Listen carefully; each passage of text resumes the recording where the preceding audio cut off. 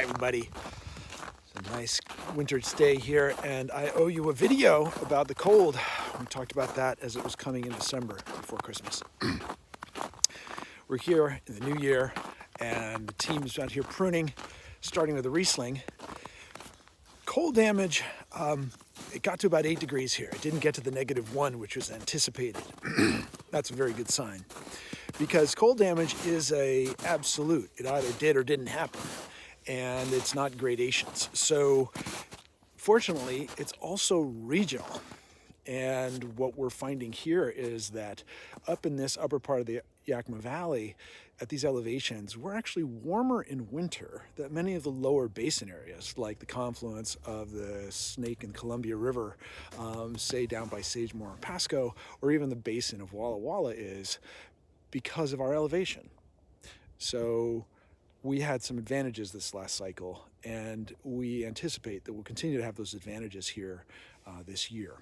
And Leland has said that he's had little frost damage throughout the years, like 96, 2004, 2010, or even going back to 78, 79, prior to his planting here, where there was the kind of cold damage that often wiped out entire vintage years and crops and wiped out all the buds. So let's take a look. I will promise you a look here. I'm going to choose this Merlot block because Merlot is the more susceptible grape to the cold. Riesling is rather tough, and Merlot is the most easily injured of all the vines and gets damaged first. So let's take a peek at what we can see on these vines. And I'm gonna focus in here. I don't know if this focal length is gonna work, but what we're looking for in this bud is color, okay? We're gonna tear into this bud, which is all fuzzy, and see what we see inside. I'm seeing green from here, and I'm going to continue to carve this bud so that you can see it on that angle. And what we want to see is lime green, not black. And it's only 1 or 2 colors. So we're looking for that green, right? And we want to see that color in the bud as well. And I'm just going to continue to carve at that bud until we get there. Now down at the base of the bud, it's green. What is key is whether or not the bud itself is green. Removing that old leaf on this one, a little lower down. And take a look at that and see if this is also green. And I'm seeing green to the core. Hopefully you also can see that on that angle. I don't know if my cut angle, there we go.